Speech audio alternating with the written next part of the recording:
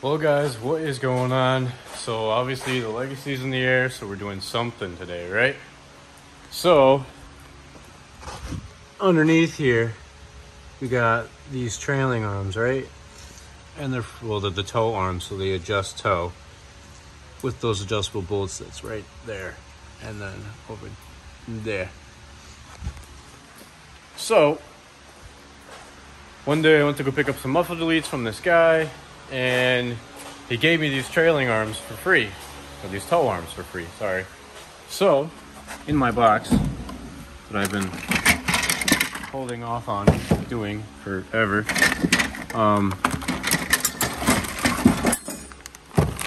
we have new Godspeed trailing arms. So they're basically fully adjustable, and one of my biggest problems right now is when I would try to go get an alignment, I couldn't even get it in alignment because the bolts were so seized back there. I was gonna have to cut them out, yada yada yada. Subaru stripped out like a couple of the nut and bolt on one of the sides, so it's gonna be a pain in the neck, and I really wasn't looking forward to it. But somehow I got some motivation, and now that I got a few other cars out, I kind of want to just finally do it. And you know, it's not something I was totally looking forward to doing, but I'm just gonna do a good little walkthrough on it for you guys. Basically, all it kind of entails is taking off the wheels and then taking this bolt out here and then somehow finessing this bolt out here. So I'm probably gonna have to cut this one because the nut is stripped on that side. And I'm not gonna be having a fun time, not gonna lie. No, Austin did his already on the Outback. He's got the whole Spec B rear end finally in, so he's a low boy. Not that you can fully see that, but that's what the goal is for today. I went to Subaru. I bought some new hardware for it, although I have hardware laying around, which I just found. So, I mean, here's one of the new adjustment bolts, along with this one. We're just gonna use them for now and put them in there. It really shouldn't make a difference whether I use them or not. I also have these ones for the one that goes into the knuckle. So yeah. Probably not gonna have a lot of fun, but I gotta do it. And if I do it now and just get it out of the way, when I go to swap in the new rear cradle and whole assembly just right there, that's out of a Spec B. It's got all new bushings and all that stuff. So when I go to do that finally, and replace the gas tank and all this other stuff, it won't be as much of a struggle. I really don't plan on doing the gas tank and, you know, the rear subframe until probably like winter time, just because another car is going to be down for a little bit, and you know, putting a gas tank in is not something that's terribly easy at all. It's kind of a pain in the ass, but gotta have some motivation and finally do this, so I'm gonna walk you through it. All right, so I got the wheel off so far. What we got to do here is grab your tools.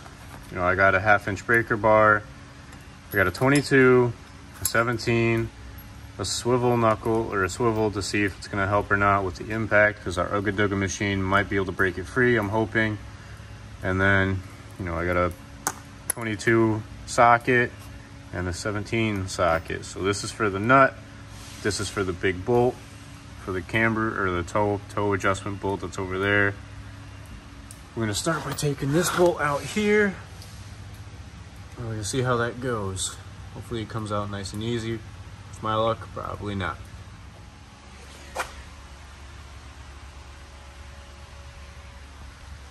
All right, so it is now 8:30, I think it is, and I finally got them bolted in. I was battling them forever. Those the toe bolts, like I was telling you guys about, the adjustment bolts. Literally, they just did not want to budge at all.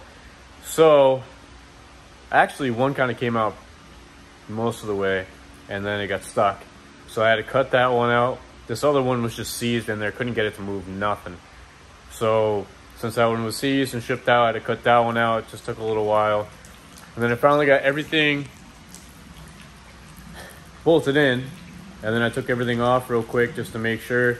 What I did was I took the adjustment arms and pretty much set them, you know, I put the bolt in here, put another bolt through there, and through the new arms right there on the ground, and just lined them up for now until I get in alignment, because I still have to get the camber arms, and honestly those are probably going to be a hell of a lot easier to put in, just because those bolts are actually free and they're a lot more convenient to get to than this, because I had to drop the sway bar down so I can get the sway bar to swing out far enough downward. I had to take the exhaust out, you know, at least in the Y pipe section. So now that that's finally all set, all I gotta do is button up the wheels, put those on, put the exhaust back on, and we're good to go for tonight. You know, they actually, I can't lie, they do look pretty nice. I mean, they're Godspeed, so they match my coilovers, although they're pink. But new bolts, new nuts, new everything, so I don't have to mess with it next time.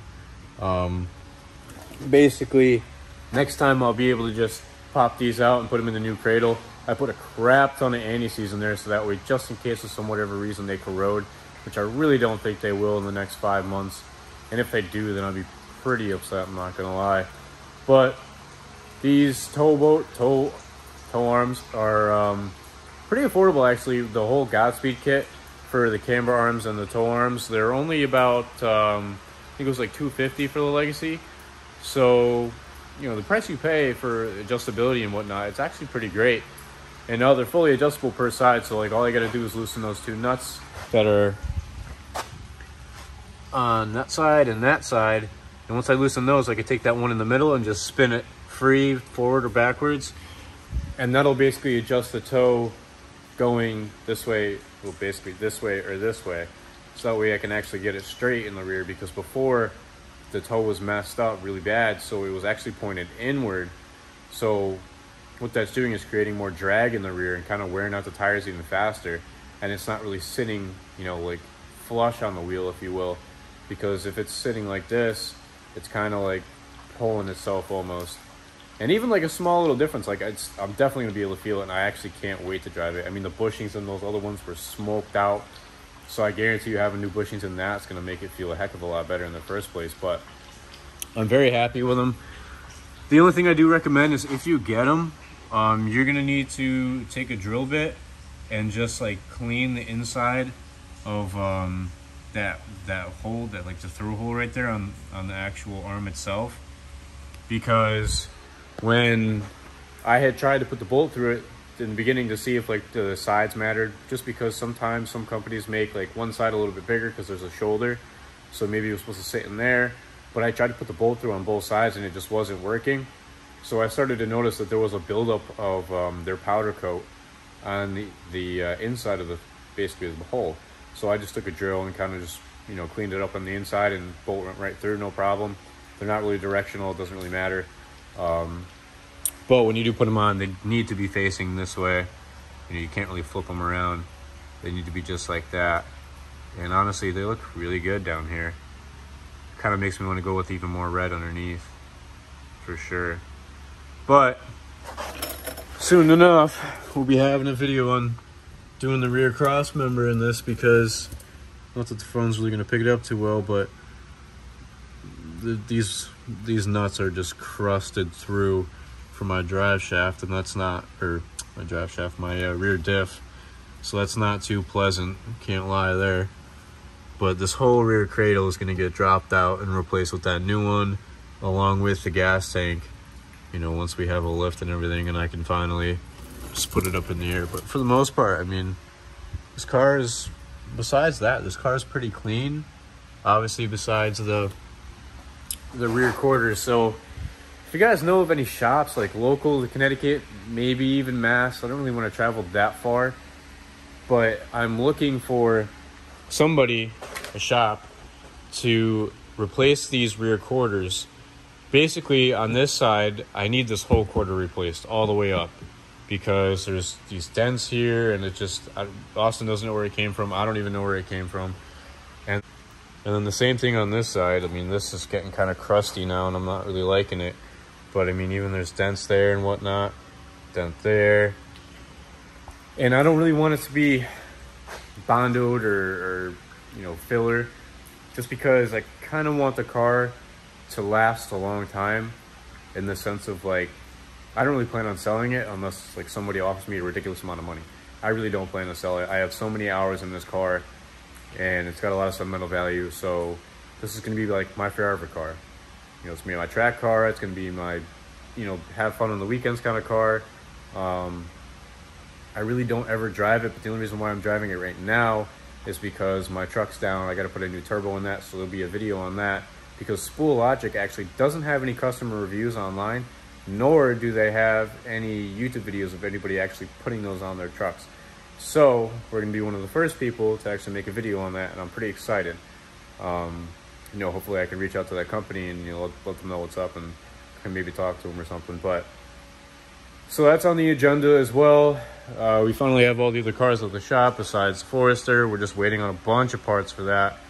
Not too much we can do about it. We're just really kind of slam packed on what we can do at this moment in time, because realistically the only thing we have left to do before we can move on to the next step is kind of putting the clutch pedal assembly in.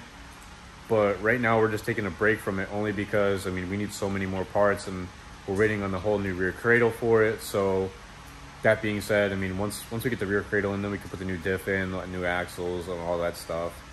It's not going to be fun. It's like this car. It wasn't terribly fun, but you know, you got to do what you got to do. So like, comment, subscribe, stay tuned for more content. And yeah, I'll catch you in the next video. We got to do, definitely got to do, you know, a build walkthrough on Austin's car. This is a pretty nice piece. I mean, he spent countless hours on it, just being able just to slam it this low. I mean, it looks fucking good. He's gonna get different wheels eventually, but right now, I mean, it looks fantastic. I'm kind of jealous because since I bought new tires and put them on, I'm on 245, 45, 17s, and my brother gave them to me for like 80 bucks. Like, I just had to. And my other ones obviously were smoked out from the track event. So I actually had to raise my suspension up so I had enough clearance, so I didn't rub the fenders or anything like that, even though my fenders are smoked out, so it doesn't matter. But that being said, if anybody knows anybody who could do some auto body work, particularly cutting out those rear quarters and replacing them, that would be fantastic. It'd probably just a quick primer over it on that spot, only because I do kind of want to wrap it, but I'm kind of on the edge of what I actually want to do regarding that. Because this car, it needs a lot of body love, 100%, 100%. Don't mind the board that's right there. There's just water dripping down. It was going on me, so yeah. Anyways, like, comment, subscribe. Stay tuned for more content. I'll stop jabbering. I'll catch you in the next video. Peace.